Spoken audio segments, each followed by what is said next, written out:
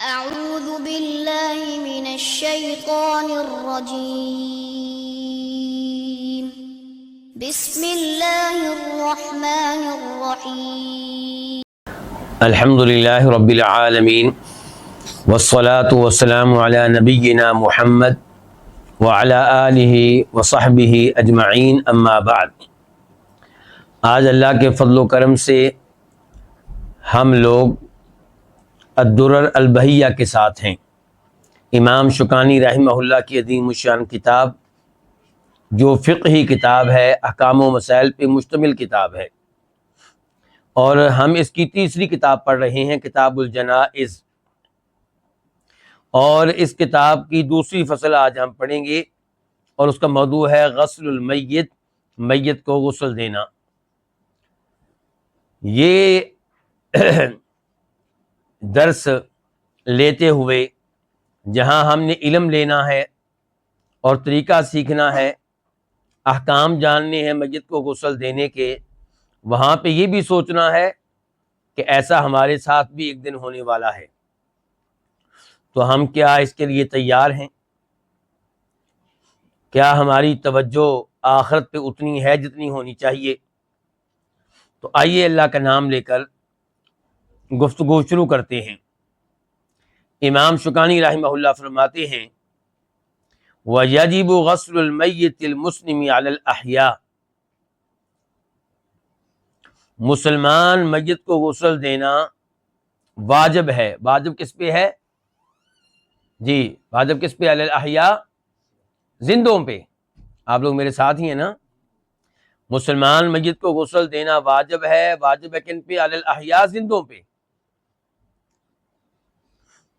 اب سوال پیدا ہوگا کہ اس کی کیا دلیل ہے؟ پہلی بات تو یہ ہے کہ اس بات پہ اجماع ہے علماء کرام کا، جیسا کہ اس کا تذکرہ کیا امام شوکانی رحمہ اللہ نے، اور امام نووی رحمہ اللہ نے اس اجماع کو نقل کیا ہے۔ علماء کرام کا اتفاق ہو گیا کہ میت کو غسل دینا واجب ہے، اور یہ وجوب کون سا ہے؟ وجوب عینی یا فرض کفایہ؟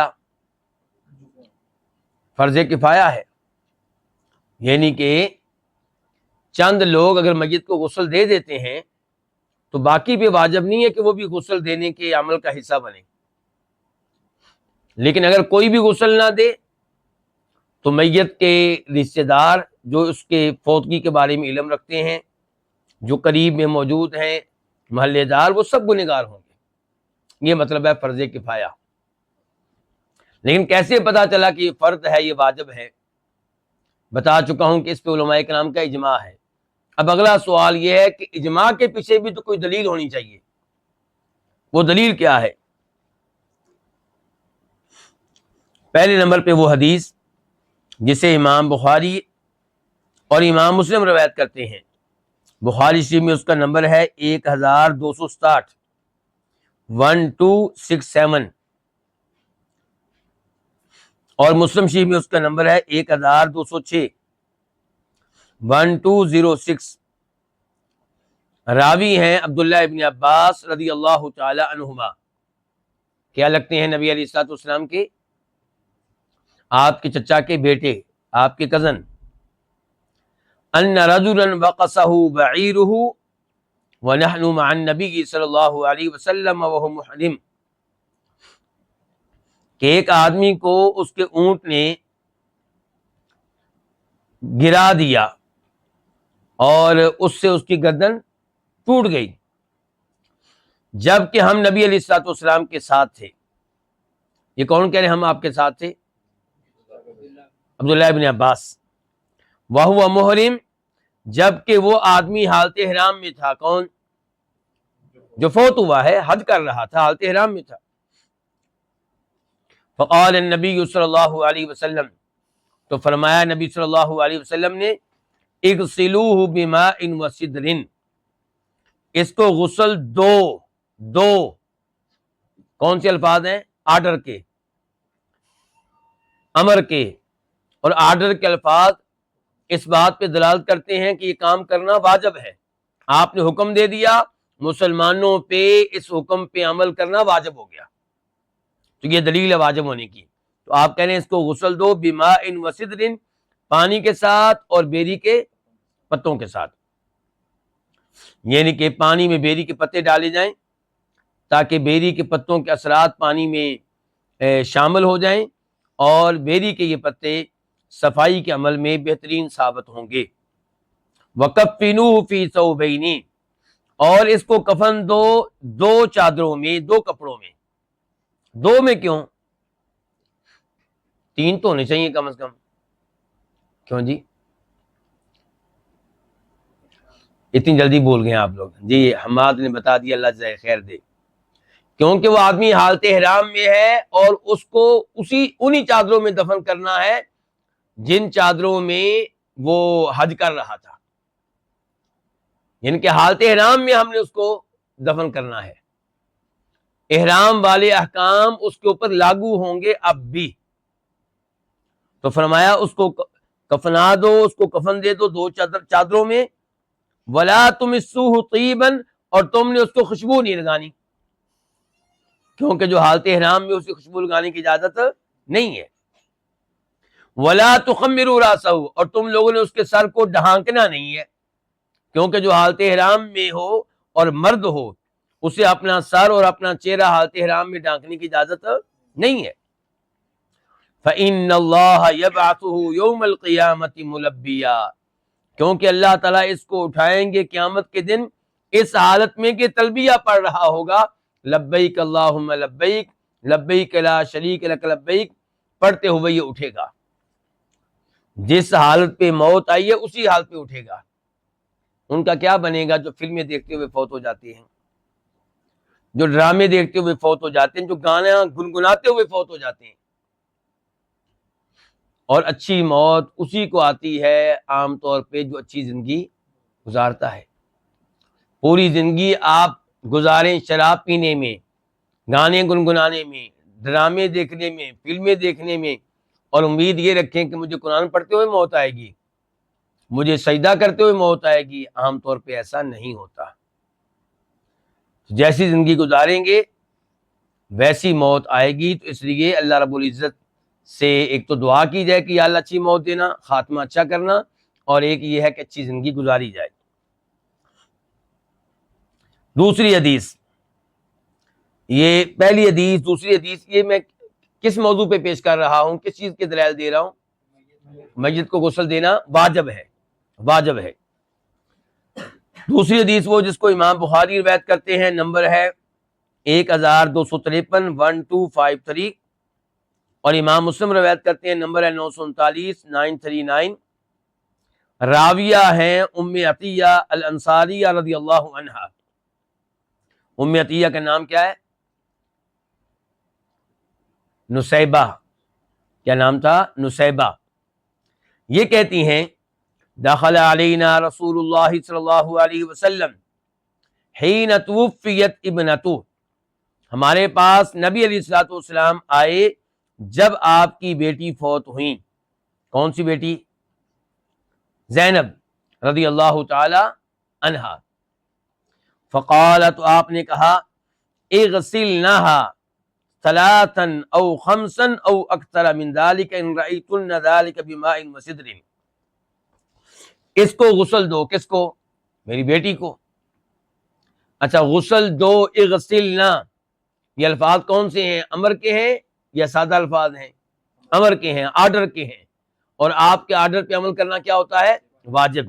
تو پتہ چلا اس حدیث سے بھی کہ میت کو غسل دینا واجب ہے، اور پہلی حدیث کا تعلق مردوں سے تھا اور دوسری حدیث کا تعلق ان سے ہے، عورتوں سے۔ اور اغسلنا، ان الفاظ میں آپ جن کو مخاطب ہیں وہ مرد ہیں کہ عورتیں؟ عورتیں۔ اغسلنا یہ مؤنث کے لیے الفاظ ہیں، یہ مردوں والے الفاظ نہیں ہیں۔ تو پتہ چلا غسل کا یہ عمل کنہوں نے سنبھالا ہوا ہے؟ عورتوں نے۔ تو پتہ چلا عورت کو غسل کون دیں گی؟ عورتیں۔ تو آپ کہہ رہے ہیں اغسلنہا، اس کو غسل دو، ثلاثاً 3 بار، او خمسن یا 5 بار، او اکثر من ذالک یا اس سے بھی زیادہ، ان رأیتن ذالک اگر تم یہ مناسب خیال کرو، اگر تم اس کی ضرورت محسوس کرو۔ اور غسل دینا کس کے ساتھ؟ بما، ان پانی کے ساتھ، وسدرین، اور بیری کے پتوں کے ساتھ۔ تو غسل دیا جائے کتنی بار؟ پھر 3 بار، 2 بار نہیں، 3 بار طاق، کیونکہ اللہ تعالیٰ طاق عدد کو پسند کرتے ہیں۔ اگر غسل دینے والے یہ محسوس کریں کہ ابھی میت کے جسم سے گندگی نکل رہی ہے مثال کے طور پہ، اور یہ بڑی اہم بات ہے جو میں نے اور آپ نے یاد رکھنی ہے، یہ ہے میرا اور آپ کا انجام۔ جب میت کو غسل دیا جاتا ہے عام طور پہ اس کے پیٹ سے گندگی نکلتی ہے، کیونکہ جب ہم فوت ہوتا ہے، فوت ہونے والا، اس کے جسم میں کیا تھا؟ کھانا تھا، اس کے جسم میں گندگی پہلے سے کچھ موجود تھی، اس کے جسم میں پیشاب موجود تھا۔ اب جب غسل دیا جائے گا تو ممکن ہے اس کے جسم سے یہ نجاست نکلے، تو آپ ایک بار غسل دے کے فارغ ہوئے، پتہ چلا بھی تو مزید گندگی نکل رہی ہے، تو آپ 3 بار غسل دیں، 5 بار غسل دیں۔ اور ویسے غسل دینے سے پہلے علماء کرام نے لکھا ہے میت کو اس انداز سے لٹایا جائے کہ آپ اس کے پیٹ کو دبائیں اور نیچے سے اس کے جسم سے ساری گندگی نکل جائے۔ اب جو ہمیں غسل دینے والے ہوں گے وہ یہ منظر دیکھ رہے ہوں گے کہ ہم سے گندگی نکل رہی ہے، یہ ہمارا انجام ہے، اور آج ہم اکڑتے ہیں، تکبر کرتے ہیں، اپنے آپ کو بڑی شے سمجھتے ہیں۔ اللہ اکبر۔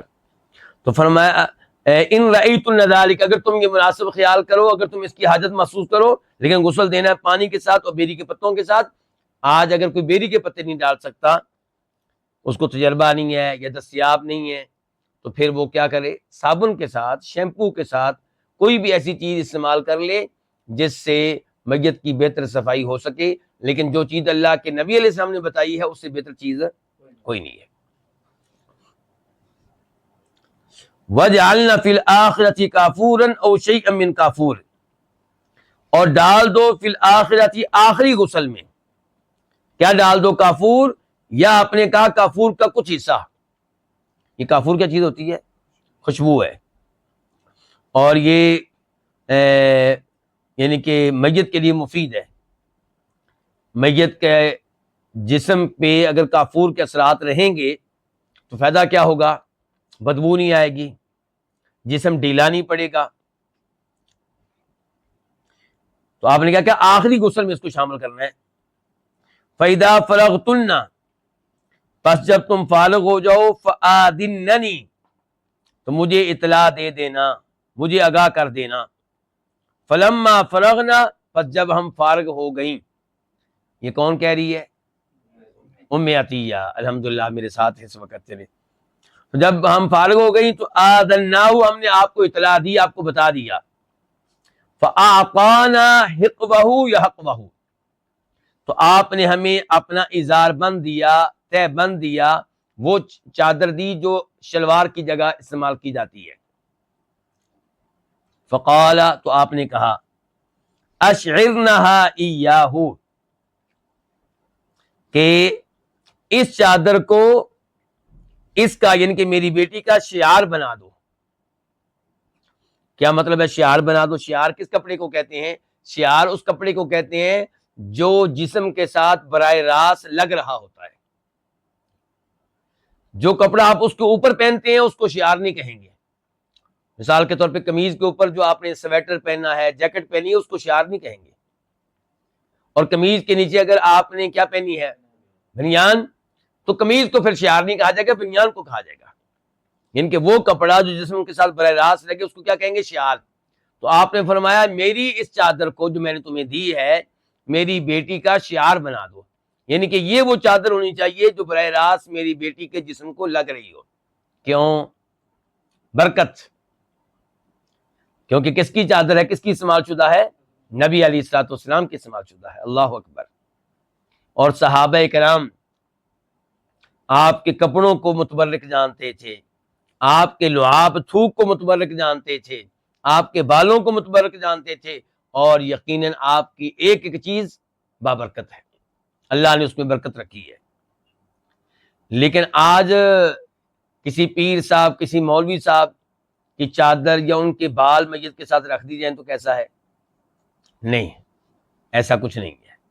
صحابہ کرام نے یہ کام کیا ہے نبی علیہ الصلوۃ والسلام کے ساتھ، انہوں نے آپ کے بعد یہ کام ابو بکر صدیق رضی اللہ عنہ کے ساتھ نہیں کیا، عمر فاروق کے ساتھ نہیں کیا، جناب عثمان کے ساتھ نہیں کیا، جناب علی کے ساتھ نہیں کیا، دیگر صحابہ کرام کے ساتھ نہیں کیا۔ اس لیے برکت کا معاملہ خاص ہے کس کے ساتھ؟ نبی علیہ الصلوۃ والسلام کے ساتھ۔ تو یہ جو آج کل ہم کہہ دیتے ہیں کسی پیر صاحب سے، مولوی صاحب سے، یہ آدھا پانی چھوڑ دیجیے گا میرے لیے، تبرک، تو یہ درست نہیں ہے، شریعت کے لحاظ سے یہ درست نہیں ہے۔ اور ایسے ہی یہیں سے مجھے ایک اور مسئلہ یاد آ گیا، نئے پیدا ہونے والے بچے کو جو کیا دی جاتی ہے؟ گھٹی۔ تو ہماری کوشش کیا ہوتی ہے؟ کوئی نیک آدمی مل جائے تو کوئی حرج نہیں اس میں، نیک آدمی مل جائے گا، وہ گھٹی بھی دے گا، دعائیں بھی دے گا۔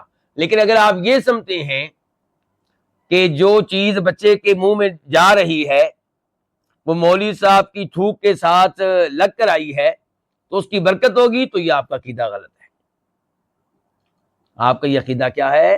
غلط ہے۔ ہاں، یہ سہولت رہے گی، نیک آدمی ہوگا، بچے کو پکڑے گا، جب وہ گھٹی دے گا ساتھ ساتھ دعائیں دے گا، کیونکہ جب صحابہ کرام اپنے بچوں کو نبی علیہ الصلوۃ والسلام کے پاس لے کر آتے تھے، آپ گھٹی بھی دیتے تھے اور برکت کی دعائیں بھی دیتے تھے۔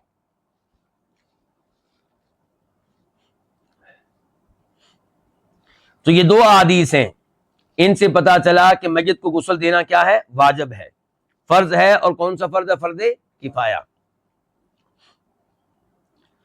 اس پہلے مسئلے سے ہم فارغ ہو گئے۔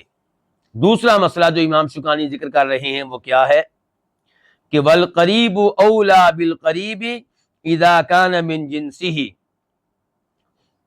رشتہ دار زیادہ حقدار ہے رشتہ دار کو غسل دینے کا جبکہ وہ میت کی جنس میں سے ہو۔ جنس سے کیا مراد ہے؟ مذکر اور مؤنث، یعنی کہ رشتہ دار زیادہ حقدار ہے کہ اپنے رشتہ دار کو غسل دے۔ کون سا رشتہ دار؟ اگر لڑکا ہے تو زیادہ حقدار ہے کہ اس میت کو جو مذکر ہے، جو نر ہے، جو لڑکا ہے، اس کو غسل دے۔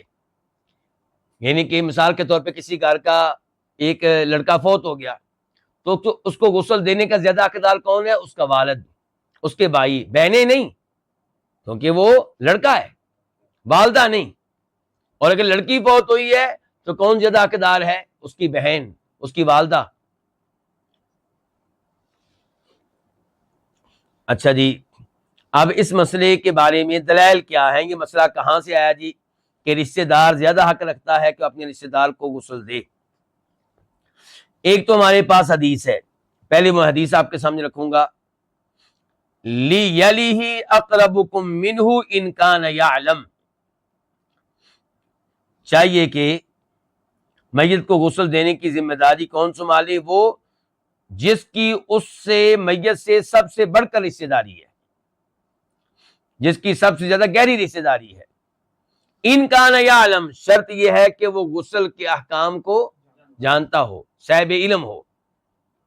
وَإِن كَانَ لَا يَعْلَمُ، اور اگر وہ نہیں جانتا، فَمَن تَرَوْنَ أَنَّ عِندَهُ حَظًّا مِّنْ وَرْعٍ وَأَمَانَةٍ، تو پھر کوئی بھی ایسا شخص جس کے بارے میں تمہاری رائے ہے کہ اس کو اللہ تعالیٰ نے ورع، تقوی، پرہیزگاری کا کچھ نہ کچھ حصہ دیا ہے، امانت و دیانت دی ہے۔ کیوں؟ کیونکہ میت کو غسل دیتے ہوئے کئی عجیب و غریب معاملات ہوں گے، اور جس کے پاس امانت نہیں ہے، رب کا خوف نہیں ہے، وہ یہ عیوب دوسرے لوگوں میں ذکر کرے گا۔ اس کو غسل دیا تھا، گندگی نکل رہی تھی، یہ ہو رہا تھا، وہ ہو رہا تھا، غسل دیا، اس کی بغلوں پہ بال تھے، یوں تھا، یہ تھا، جبکہ یہ باتیں چھپانے والی ہیں۔ کل کو آپ کا بھی نمبر آنے والا ہے، اور روز قیامت آپ سے سوال ہوگا اگر آپ اپنے مسلمان بھائی کا یوں مذاق اڑاتے رہے، اس کے عیوب کو ظاہر کرتے رہے۔ تو اس لیے غسل وہ دے جو صاحب امانت ہو، جو صاحب تقوی ہو، پرہیزگاری ہو، رب سے ڈرنے والا ہو۔ لیکن یہ حدیث جو میں نے آپ کے سامنے رکھی ہے یہ ضعیف ہے۔ اسے ذکر کس نے کیا ہے؟ اسے اپنی کتاب میں کون سے امام لے کر آئے؟ امام احمد اپنی مسند میں، اور نمبر ہے وہاں پہ 24,881، 24,881، 24881۔ ضعیف ہے کیونکہ اس کے راویوں میں ایک راوی ہے جابر بن یزید الجعفی، اور یہ ضعیف ہے۔ چلیں جی، حدیث تو ضعیف ہو گئی۔ اب پھر مسئلہ ہم کہاں سے لیں گے؟ یہ مسئلہ ہمارے پاس مزید اس بارے میں کئی چیزیں ہیں جن کی وجہ سے ہم کہہ سکتے ہیں کہ رشتہ دار کو بہتر یہی ہے کہ اس کا کوئی رشتہ دار ہی غسل دے۔ باپ کو کون دے؟ اس کا بیٹا۔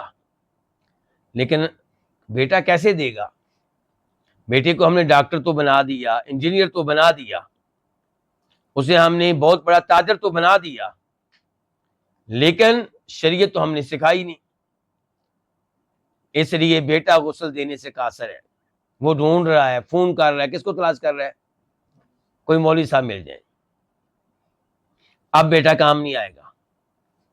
اب بیٹا کام، جس کے اوپر لاکھوں خرچ کیا تھا، کروڑوں خرچ کیا تھا، جس کے لیے باپ جان دینے کے لیے تیار تھا، غسل دینے کے وہ کام نہیں آئے گا۔ آج اس کی ضرورت ہے، کیونکہ بیٹا پردے رکھے گا باپ کے، وہ باپ کے عیوب پہ پردہ ڈالے گا، لیکن آج نہیں، آج دوسروں کو بلایا جائے گا۔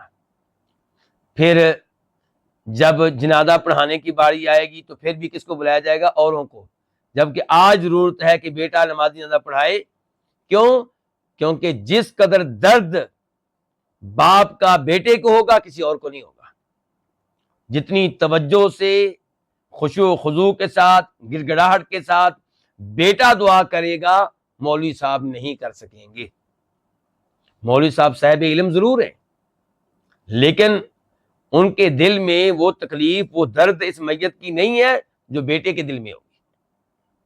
اس لیے اگر بیٹا صاحب علم ہو، نماز روزے کے احکام جانتا ہو، اور ہم نے اس کو دین سکھایا ہو تو ہمارے کام آئے گا۔ سب سے پہلے اس نے ہمارے کام آنا ہے۔ آپ کا بیٹا اگر دین سکھائیں گے، آخرت سے پہلے دنیا میں اس کا علم آپ کے کام آئے گا، اس کی بیگم کے کام آئے گا، اس کے بچوں کے کام آئے گا۔ اس کو پتا ہوگا ماں کے حقوق کیا ہیں، باپ کے حقوق کیا، وہ آپ کی عزت کرے گا، وہ بہنوں کی عزت کرے گا، وہ بیگم کو کیسے ہینڈل کرنا ہے یہ اسے پتا ہوگا، بچوں کی تربیت کیسے کرنی ہے اس کو یہ پتا ہوگا۔ لیکن افسوس آج لوگوں کی توجہ دین سکھانے پہ نہیں ہے۔ اچھا، اب پھر ہمارے پاس کیا دلائل ہیں جی؟ ایک ہمارے پاس دلیل سنن ابن ماجہ کی حدیث ہے، نمبر ہے 1467، 1467۔ شیخ البانی رحمہ اللہ نے اس کو صحیح قرار دیا ہے۔ اس میں کیا آتا ہے کہ نبی علیہ الصلوۃ والسلام کو غسل دینے والے کون تھے؟ جناب علی رضی اللہ تعالیٰ عنہ۔ اچھا، جناب علی تھے، ابو بکر نہیں تھے، عمر نہیں تھے، عثمان نہیں تھے، کیونکہ آپ کے ساتھ جتنی گہری رشتہ داری جناب علی کی ہے دوسروں کی نہیں ہے۔ جناب علی آپ کے چچا کے بیٹے ہیں، پھر آپ کے داماد ہیں۔ اور میں یہاں پہ ایک فائدہ بھی دینا چاہوں گا کہ اسی حدیث میں جناب علی یہ بھی کہتے ہیں کہ میں نے غسل دیا اور میں نے دیکھا کہ باقی لوگوں کو غسل دیتے ہوئے جو عجیب و غریب کام ہوتے ہیں، گندگی وغیرہ نکلتی ہے، انہوں نے گندگی کا لفظ تو نہیں بولا لیکن مراد یہی ہے۔ تو نبی علیہ الصلوۃ والسلام کے ساتھ غسل دیتے ہوئے کیا معاملہ ہوتا ہے؟ کہتے ہیں الحمدللہ وہاں پہ ایسی کوئی چیز نہیں تھی۔ کہتے ہیں طب حیا و میتا، کہ اے اللہ کے نبی علیہ السلام، یا طاب حیا و میتا، کہ نبی علیہ السلام زندگی میں بھی پاکیزہ تھے اور فوت ہوئے ہیں تو تب بھی پاکیزہ تھے۔ تو جناب علی نے بہرحال آپ کو غسل دیا ہے۔ اچھا، مزید اس کام کو پکا کرنے کے لیے ہم ایک اور روایت کی طرف چلتے ہیں۔ یہ ابو داؤد شریف کی روایت ہے اور اس کا نمبر ہے 3209، 3209، اور یہاں پہ راوی ہے امام شعبی، عامر بن شراحیل شعبی، اور یہ تابعی ہیں، صحابی نہیں ہے، اس لیے روایت مرسل ہے۔ لیکن یہ ہمارے مسئلے کی بنیاد نہیں ہے، اس سے ہم تائید لے سکتے ہیں۔ وہ کیا کہ وہ کہتے ہیں کہ نبی علیہ الصلوۃ والسلام کو غسل دینے والے کون کون تھے؟ کہتے ہیں جناب علی، کون ہوئے؟ آپ کے چچا کے بیٹے۔ دوسرے نمبر پہ فضل بن عباس، کون ہوئے؟ دوسرے چچا کے بیٹے. اور تیسرے نمبر پہ اسامہ بن زید آپ کے آزاد کردہ غلام. تو اس روایت سے بھی پتہ چلتا ہے کہ بہتر ہوگا کہ میت کو غسل دینے والے کون ہوں؟ میت کے رشتہ دار. اور عقلی طور پہ بھی آپ دیکھیں کہ رشتہ دار جس قدر میت پہ شفقت کرنے والے ہیں، اس کا اہتمام کرنے والے ہیں، اس کا خیال رکھنے والے ہیں، شاید دوسرے لوگ اتنے نہ ہوں. لیکن شرط یہی ہے کہ جو غسل دینے والا ہے وہ میت کی جنس میں سے ہو. میت اگر مؤنث ہے، لڑکی ہے، تو غسل دینے والی لڑکی ہونی چاہیے، اور اگر میت مذکر ہے، لڑکا ہے، تو غسل دینے والی لڑکی ہونی چاہیے. اور اگر رشتہ دار اس قابل نہیں ہے علمی لحاظ سے، وہ دین سے بہت دور ہیں، یہ صلاحیت نہیں رکھتے غسل دینے کی، تو پھر اس کو لایا جائے جو دینی مسائل کو جانتا ہے اور غسل دینے کی صلاحیت رکھتا ہے. امام شوکانی مزید فرماتے ہیں وَأَحَدُ الزَّوْجَيْنِ بِالْآخَرِ، اور میاں بیوی میں سے ایک دوسرے کو غسل دینے کا زیادہ حق رکھتا ہے. کون؟ میاں بیوی میں سے ایک دوسرے کو غسل دینے کا زیادہ حق رکھتا ہے. یہ بھی بڑا اہم مسئلہ ہے. عام طور پہ ہمارے اردو اسپیکنگ لوگوں کو یہ فتویٰ دیا جاتا ہے انڈیا میں، پاکستان میں، بنگلہ دیش میں، کیا کہ فوتگی کے بعد مرد اپنی بیوی کو دیکھ نہیں سکتا. کیوں جی؟ نکاح ہی ٹوٹ گیا. اب کیا ہو گیا جی؟ نکاح ٹوٹ گیا. اچھا، تو باقی لوگ کیوں دیکھ سکتے ہیں جی؟ باقی لوگ کیوں دیکھ سکتے ہیں؟ تو بڑی عجیب و غریب یہ باتیں ہیں، اور یہ عقلی دلائل ہیں. اور ہمارا موقف یہ، ہم کون ہیں؟ الحمدللہ اہل الحدیث، ہم سلفی لوگ ہیں. ہم کہتے ہیں کہ جب حدیث آ جائے اپنی عقل کو پیچھے کر دیں.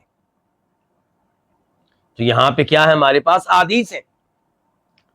تو آپ ان احادیث کو نظر انداز کر کے ان فتاوا کو جو بزرگوں نے دیے، ہم بزرگوں کا احترام کرتے ہیں، لیکن ان تک یہ احادیث نہیں پہنچی ہوں گی، آپ تک پہنچ گئیں.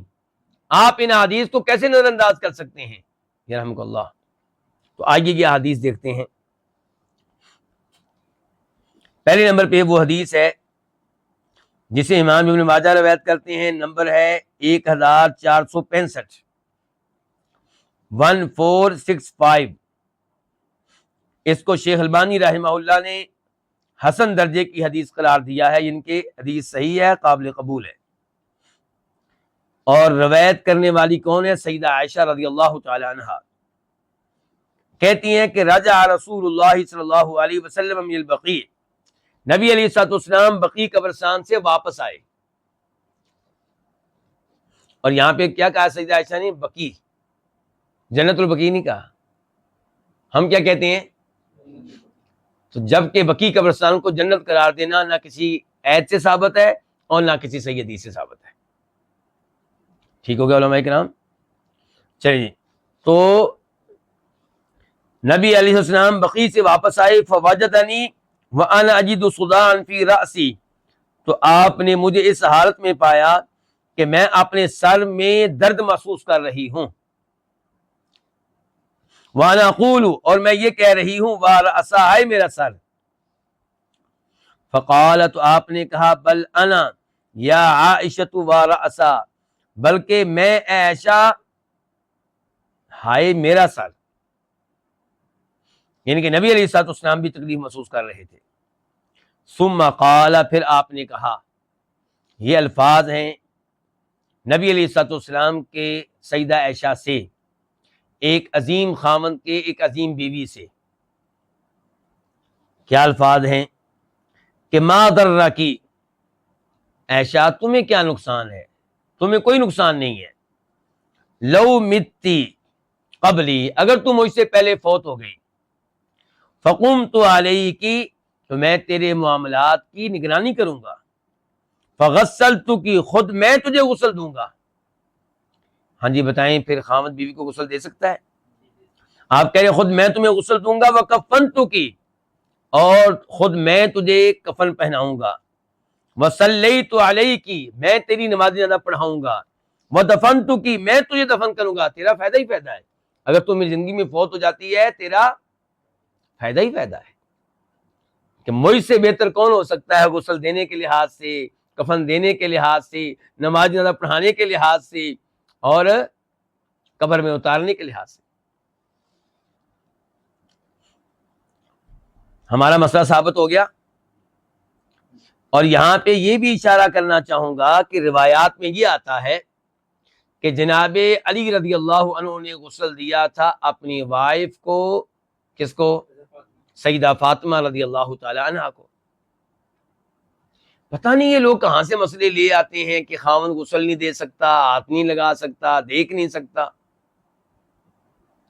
اللہ کے لیے تقلید کی وجہ سے احادیث کو نظر انداز نہ کریں، احادیث کو پیچھے نہ کریں، احادیث کو وہ مقام دیں جو احادیث کو مقام دینا چاہیے. نبی علیہ الصلوۃ والسلام سے اعلیٰ اور اولیٰ کوئی نہیں ہے. آپ کے فتاوی، آپ کے فرامین، آپ کے اقوال، آپ کی احادیث کے سامنے کسی کا فتویٰ نہیں ٹھہر سکتا. اور علماء کرام، ائمہ کرام بھی یہی تعلیمات دے کر گئے ہیں.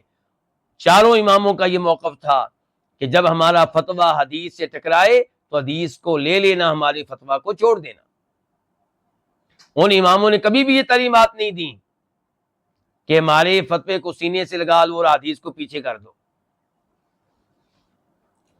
مزید سنیے دوسری حدیث. فی الحال ہم نے حدیث پڑھی ہے کون سی؟ کہ خامن غسل دے سکتا ہے کس کو؟ بیوی کو. اب حدیث پڑھیں گے کون سی؟ بیوی غسل دے سکتی کس کو؟ خامن کو. جو اب حدیث آپ کے سامنے رکھنے لگا ہوں اسے بھی امام ابن ماجہ نے روایت کیا. نمبر ہے 1464، 1464.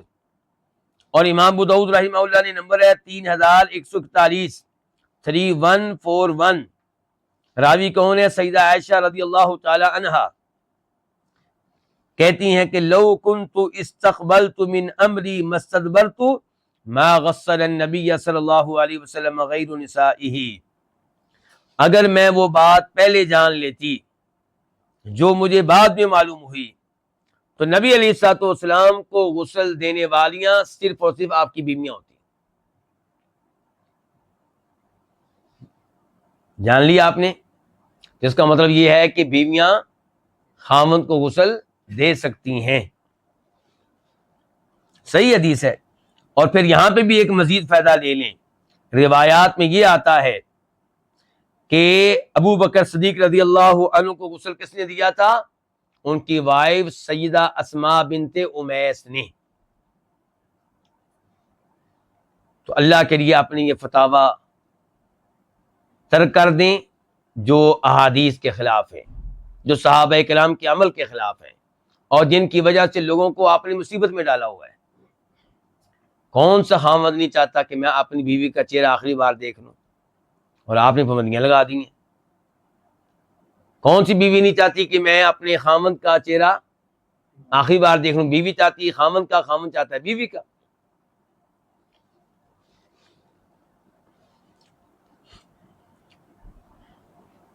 اس کے بعد کا مسئلہ امام شوکانی فرماتے ہیں وَيَكُونُ الْغَسْلُ ثَلَاثًا أَوْ خَمْسًا أَوْ أَكْثَرَ بِمَاءٍ وَسِدْرٍ. غسل 3 بار ہوگا یا 5 بار یا اس سے زیادہ، اور یہ غسل ہوگا پانی کے ساتھ اور بیری کے پتوں کے ساتھ. کیوں جی یہ گفتگو دوبارہ کیوں آ گئی؟ کون بتائے گا آپ میں سے؟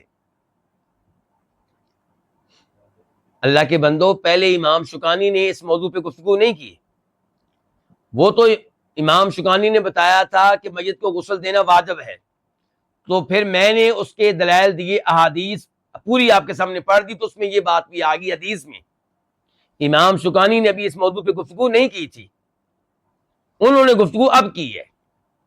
تو کہہ رہے ہیں کہ غسل میت کو 3 بار دیں یا 5 بار یا اس سے بھی زیادہ، اور کس کے ساتھ دیں؟ پانی کے ساتھ اور بیری کے پتوں کے ساتھ.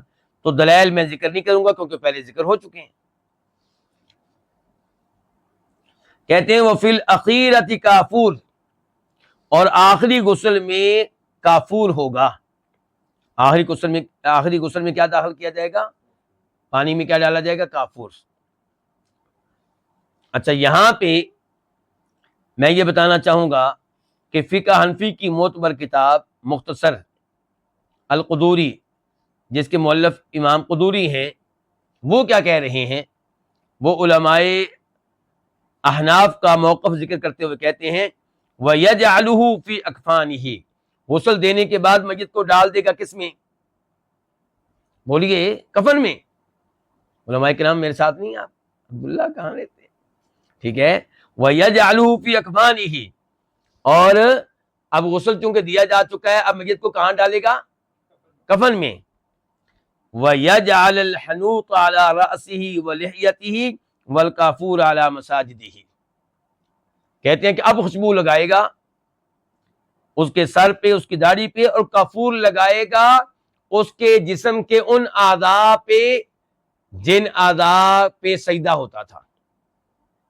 سجدہ جب ہم کرتے ہیں تو زمین پہ کیا لگتے ہیں؟ ہاتھ، پاؤں، گھٹنے، ناک۔ تو یہ جو اعضاء ہیں سجدے والے اعضاء، کہتے ہیں کہ یہاں پہ کیا لگایا جائے؟ کافور۔ تو کیا یہ گفتگو حدیث کے مطابق ہے؟ نہیں۔ کیوں؟ حدیث میں کہا گیا ہے کہ جب آپ غسل دے رہے ہوں تو آخری بار غسل دینے لگے، پانی ڈالنے لگے، تو اس پانی میں شامل کریں۔ اور یہ کیا کہہ رہے ہیں کہ غسل دینے کے بعد میت کو آپ کفن میں ڈالیں اور اب آپ اس کے اوپر کافور لگائیں۔ تو یہ جو گفتگو ہے یہ حدیث کے مطابق نہیں ہے۔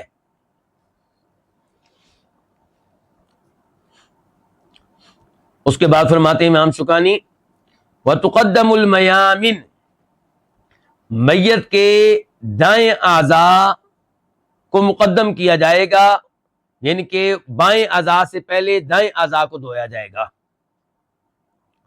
یہ کہ جب آپ غسل دینے لگیں گے تو میت کی کون سی جانب سے آغاز کریں؟ دائیں جانب سے۔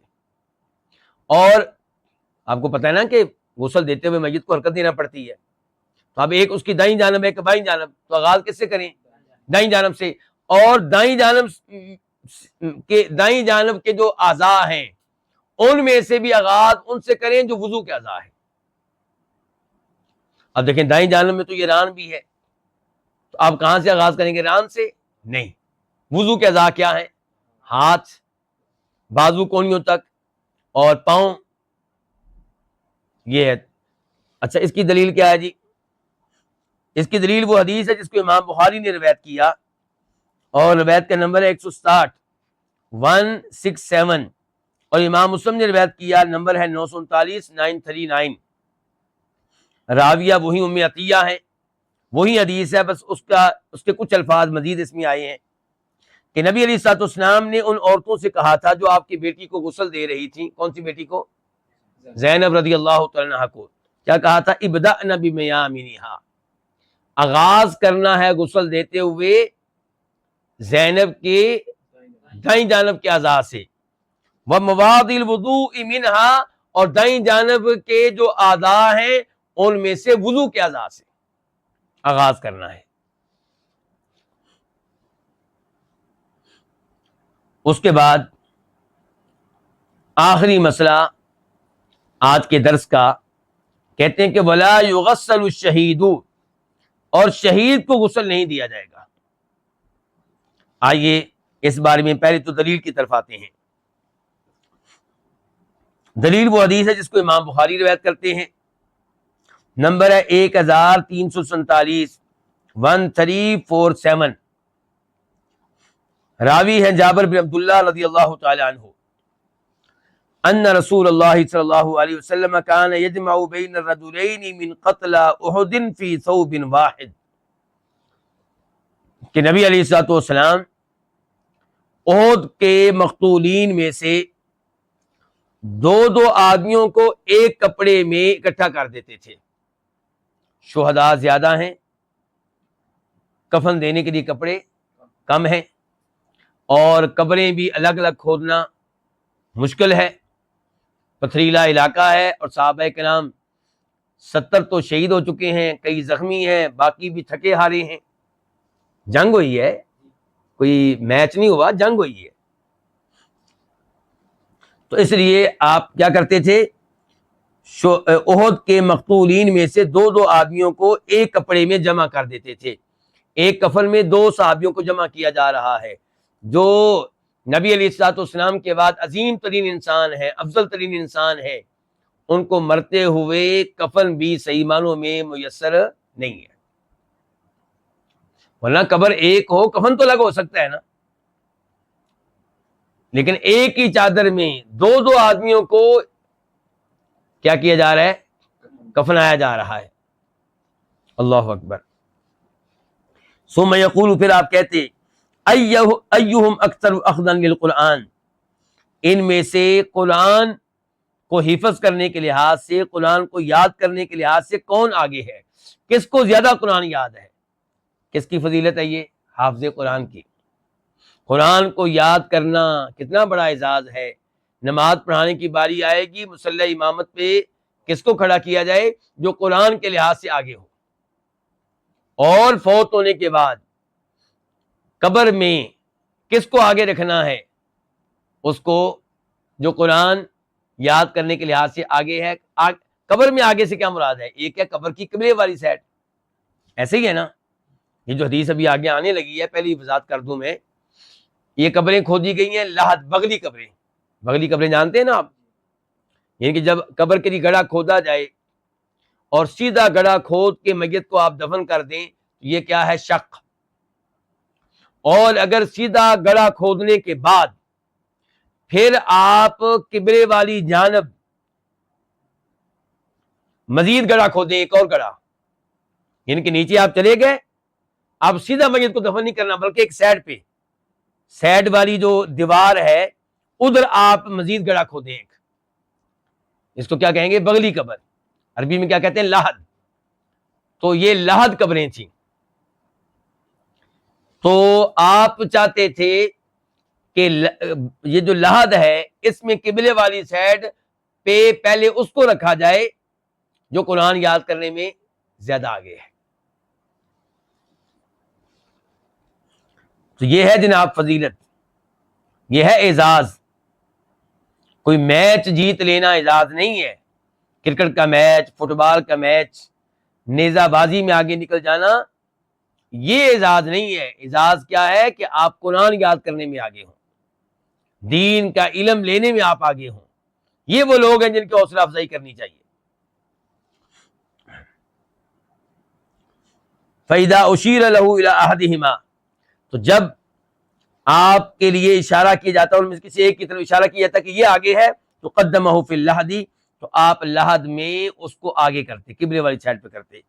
وقال, اور آپ نے فرمایا, انا شہید علی ہؤلاء, میں ان کے حق میں روز قیامت گواہی دوں گا.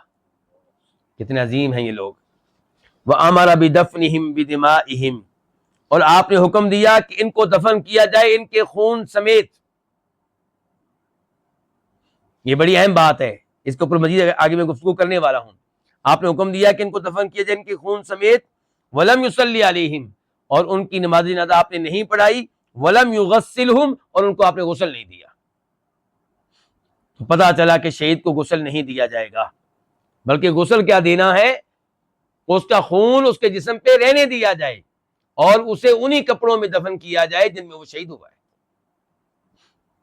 یہ بھی روز قیامت جب اٹھے گا تو خون بہہ رہا ہوگا, کستوری کی طرح خوشبو آ رہی ہوگی. کتنی عظیم یہ موت ہے. اچھا, اب میں آپ کی توجہ اس جانب دلانا چاہتا ہوں کہ فتویٰ کیا دیا جا رہا ہے ہمارے ہاں کہ میت پلید ہو جاتی ہے. مرنے کے بعد آدمی کیا ہو جاتا ہے؟ نجس ہوتا ہے, پلید ہوتا ہے. عجیب و غریب فتویٰ یہ بھی. امام بخاری کو اس فتوے کو غلط ثابت کرنے کے لیے کئی دلائل پیش کرنے پڑے, اور یہ بھی وہ فتویٰ جو ہمارے معاشرے میں پھیلا ہوا ہے. سعودی عرب میں یہ فتویٰ نہیں ملے گا آپ کو, بلکہ شاید وہاں لوگوں کو پتا چلے تو وہ حیران رہ جائیں کہ دنیا میں یہ فتویٰ بھی کہیں چلتا ہے کہ ابا جی آج کیا ہو گئے؟ پلید ہو گئے ہیں. فوت ہونے کے بعد ابا جی پلید ہو گئے ہیں. امام بخاری نے اس مسئلے کو غلط ثابت کرنے کے لیے کیا گفتگو کی ہے, صحیح بخاری بھی وہ میں آپ کے سامنے رکھتا ہوں. کہتے ہیں امام بخاری وقال ابن عباس، عبداللہ ابن عباس فرماتے ہیں المسلم لا ينجس حیا ولا میتا، مسلمان پلید نہیں ہوتا، جب زندہ ہو تب بھی پلید نہیں ہوتا، مر جائے تب بھی پلید نہیں ہوتا۔ ہاں یہ ہوتا ہے کہ غسل واجب ہو گیا اس کے اوپر، جنابت کی وجہ سے کیا واجب ہو گیا اس کے اوپر، لیکن پلید اس وقت بھی نہیں ہوتا، وہ مسلمان پاک ہے۔ اور امام بخاری کہتے ہیں کہ سعد بن ابی وقاص رضی اللہ تعالیٰ نے کہا تھا، کیوں جی یہ فتوے جن کے میں آپ کو پیش کر رہا ہوں صحیح بخاری سے، یہ معمولی لوگ ہیں، 4 اماموں سے بڑے ہیں کہ چھوٹے ہیں؟ بڑے ہیں۔ سعد بن ابی وقاص عشرہ مبشرہ میں سے ہیں۔ کیا کہنے لگے ہیں سنیں، کہتے ہیں لو کان نجسا ما مسستہ، اگر میت پلید ہوتی تو میں اسے ہاتھ ہی نہ لگاتا، جبکہ میں نے اس کو غسل دیا ہے اس لیے کہ پلید نہیں ہے۔ سمجھ رہے نا ان کی بات؟ پھر امام بخاری کہتے ہیں وقال النبی، اور نبی علیہ السلام نے فرمایا تھا المؤمن لا ینجس، مومن پلید نہیں ہوتا۔ تو آپ نے یہ نہیں کہا تھا کہ زندگی میں پلید نہیں ہوتا، مرنے کے بعد ہو جاتا ہے۔ تو پھر صحیح موقف کیا ہے کہ مسلمان پلید نہیں ہے۔ اور یہ گفتگو امام بخاری نے کہاں پہ کی ہے؟ یہ صحیح بخاری کے حدیث نمبر 1253 سے پہلے، 1253 سے پہلے 1253۔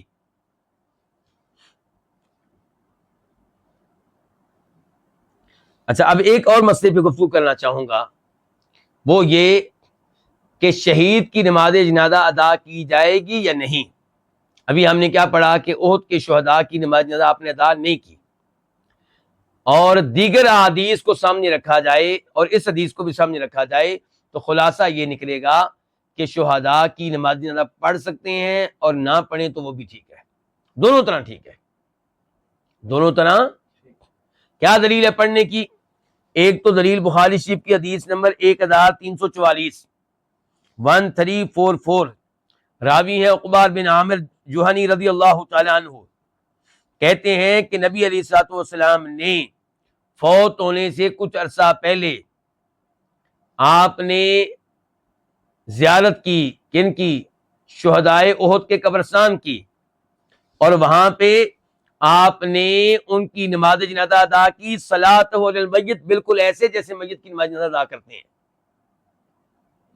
تو آخری زندگی میں آپ نے شہدائے احد کی نماز جنازہ ادا کی ہے، اور اس کے علاوہ بھی کئی حدیث ہیں جن سے یہ مسئلہ ثابت ہوتا ہے۔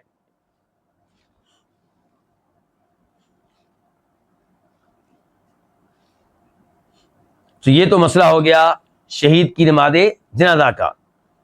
اب ایک اور مسئلہ ہے کہ شہید تو کئی طرح کے لوگ ہوتے ہیں، کیا ہر شہید کو غسل نہیں دیا جائے گا؟ جو عورت ولادت میں فوت ہو جائے وہ بھی شہید ہے، ایسے ہی ہے نا؟ جو طاعون کی بیماری میں فوت ہو جائے وہ بھی شہید ہے، جو پیٹ کی کسی بیماری میں فوت ہو جائے وہ بھی شہید ہے، جو پانی میں غرق ہو کے ڈوب کر فوت ہو جائے وہ بھی شہید ہے۔ تو کیا ان سب کو غسل نہیں دیا جائے گا؟ جواب یہ ہے کہ شہید کو غسل نہیں دیا جائے گا، اس سے مراد وہ شہید ہے جو میدان میں کافروں سے لڑتے لڑتے شہید ہوتا ہے۔ اور یہ جو باقی لوگ ہیں ان کو اجر و ثواب تو شہداء والا ملے گا، لیکن یہ وہ شہید نہیں ہیں جو میدان میں کافروں سے لڑتے ہوئے شہید ہوتے ہیں۔ تو ویسے ان کے باقی لوگوں کے شہید ہونے کی دلیل کیا ہے وہ حدیث آپ دیکھ لیں۔ نمبر 1 بخاری شریف کی حدیث ہے 653 653، اور مسلم میں اس کا نمبر ہے 1914 1914۔ اس حدیث میں فرماتے ہیں نبی علیہ الصلوۃ والسلام کہ جو پیٹ کی بیماری میں فوت ہو جائے وہ شہید ہے، جو طاعون کی بیماری میں فوت ہو جائے وہ شہید ہے، جو پانی میں غرق ہو کے فوت ہو جائے وہ شہید ہے، جس کے اوپر کوئی چیز گر جائے، کوئی دیوار گر جائے، مکان گر جائے، پہاڑ گر جائے اور وہ فوت ہو جائے وہ شہید ہے۔ اور پھر ایک حدیث ہے ابو داؤد شریف کی، اس کا نمبر ہے 3111 3111، اس میں دیگر کئی شہداء کا تذکرہ آیا ہے۔ مثال کے طور پہ اس میں تذکرہ آیا اس عورت کا جو ولادت کی حالت میں فوت ہو جائے، ولادت کی وجہ سے فوت ہو جائے، بچہ جنم دے رہی تھی ان ایام میں فوت ہو گئی، وہ بھی شہید ہے۔ اور بھی کئی لوگ شہید ہیں. تو یہ شہید ضرور ہیں، لیکن میت شہید کو غسل نہیں دیا جائے گا، یہ حکم ان کے لیے نہیں ہے. یہ حکم کن کے لیے ہے؟ جو کافروں سے لڑتے ہوئے شہید ہو. تو یہ چند احکام تھے جن کا میت کو غسل دینے کے موضوع سے تعلق تھا. مجھے امید ہے کہ کئی مسائل مجھے اور آپ کو سیکھنے کا موقع ملا ہوگا اور کئی غلط فہمیوں کا ازالہ بھی ہوا ہوگا.